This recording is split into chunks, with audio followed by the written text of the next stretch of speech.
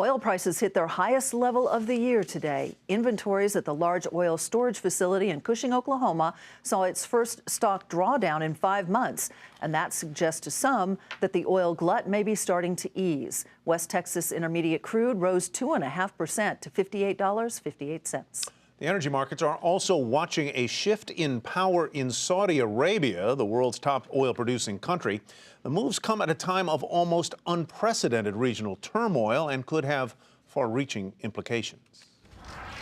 The changes announced by 79-year-old King Salman today follow a host of transformational moves that began in January, when he succeeded King Abdullah, who died at the age of 90. Saudi regime changes are watched closely in Washington and on Wall Street to see how they affect both the politics and the business of an evolving Saudi Arabia, not to mention the turbulent Middle East. King Salman put his 55-year-old nephew, Prince Mohammed bin Nayef, next in line to become king. He's the first of his generation to move one step from the throne. King Salman also moved his own son, 30-year-old Mohammed bin Salman, up to second in line. Bin Salman is Saudi Arabia's defense minister and has already assumed a high-profile role in the military campaign the country has waged in Yemen. He's also in charge of a key committee that oversees economic affairs. The moves come at a tricky time for Saudi Arabia and for U.S.-Saudi relations. The Sunni monarchy is keeping a close eye on its regional rival, Shiite-run Iran, and the regime, a longtime U.S. ally, is wary of any American rapprochement with Tehran.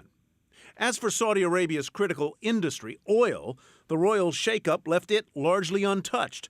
Longtime oil minister Ali al-Naimi kept his job, though he was replaced as chairman of the country's oil company, Saudi Aramco, by a well-known businessman. Few think the changes will affect Saudi oil production or the price of crude. Oil is too important for the Saudi economy in a very fundamental way for it to be, a function of political games. And that's not going to change regardless of which individuals happen to be at the top at any given moment. Oil aside, there are other issues at home that could destabilize the regime. Employment for a youthful population, nearly half of which is under 30, is one issue. Maintaining stable relations with conservative clerics is another. And yet a third is how moving younger men up in the line of succession will play with hundreds of older princes who could well feel shoved aside.